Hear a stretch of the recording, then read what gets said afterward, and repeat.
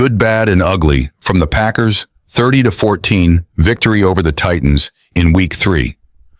The Green Bay Packers secured a second consecutive win, without Jordan Love at quarterback defeating the Tennessee Titans 30-14 in Week 3.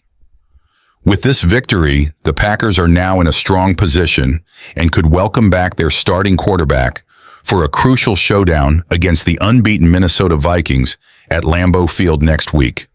Jordan Love can thank head coach Matt LaFleur's strategic play calling, the poised performance of backup QB Malik Willis, and a relentless defense led by Jeff Hafley for keeping the Packers in the hunt early this season, instead of facing a rough start of 1 win and 2 losses, or even no wins and 3 losses. The Packers are 2-1 and brimming with confidence after back-to-back wins against the Colts and Titans. If Love returns for the Vikings game, it could be the boost the Packers need as they eye the top of the NFC North standings. Here is a breakdown of the good, the bad, and the ugly from the Packers' win over the Titans. The good: defensive dominance. For the second week in a row, the Packers' defense rose to the occasion, providing the support necessary for a backup quarterback to win. Hafley's unit was electric, recording 8 sacks, 3 takeaways, a pick, 6, and a crucial 4th down stop. The defense shut out the Titans on 9 of their 11 possessions, controlling the game from the start. They stifled the Titans' run game early, built a comfortable lead, and terrorized Tennessee quarterback Will Levis with 7 second-half sacks. The defense's ability to turn up the heat when needed is becoming a key feature of the Packers' success. Malik Willis on 3rd down. Willis stepped up when it mattered most, particularly on 3rd down, helping the Packers sustain drives early in the game. He delivered a 30-yard strike to Christian Watson on 3rd and 6 during the first drive and later ran for 2 first downs on 3rd down, which set up a field goal. His 3rd down conversions did not stop there. He connected with Romeo, Doubs, and Watson again on 3rd and longs to keep another drive alive, which also ended in a field goal. In total, Willis helped the Packers score 13 points off these critical 3rd down plays. Those conversions were instrumental in the Packers' 16-point win. Big plays in the secondary. The Packers' secondary continues to shine. Jair Alexander notched his first career pick 6, giving Green Bay a commanding lead of 17-7 in the first quarter. Xavier McKinney added another interception, his 3rd in as many games since joining the Packers. McKinney's pick late in the game sealed the win. With 7 interceptions so far in 2024, Green Bay's defense has already matched their total number of picks from all of last season. Winning with a backup. The Packers are mastering the art of winning with a backup quarterback. They have stuck to a winning formula. No turnovers, dominating at the line of scrimmage, creating explosive plays, and playing stout defense. This efficient, methodical approach has helped them stay competitive, regardless of who is under center.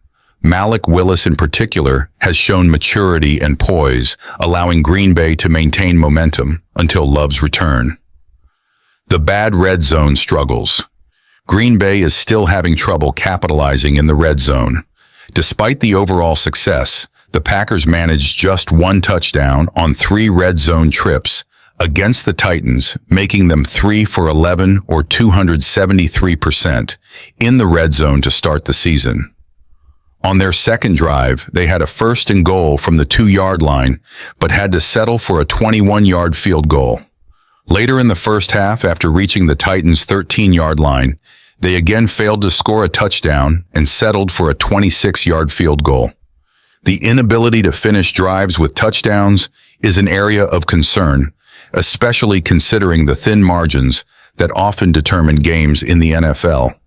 Though Malik Willis did score a 5-yard rushing touchdown early on, the Packers must find ways to improve their red zone execution, particularly in the run game. Meanwhile, the Titans converted both of their red zone chances into touchdowns. The ugly penalties. Penalties. The Packers were plagued by penalties, once again getting flagged 10 times for 75 yards. This is not even counting several offsetting or declined penalties. Offensive linemen Rasheed Walker and Elgton Jenkins were particularly problematic, with Walker getting hit for 2 penalties on a single drive, and Jenkins having 2 holding penalties that negated successful running plays. Zach Tom also contributed to the tally with a procedural penalty. These mistakes proved costly at key moments.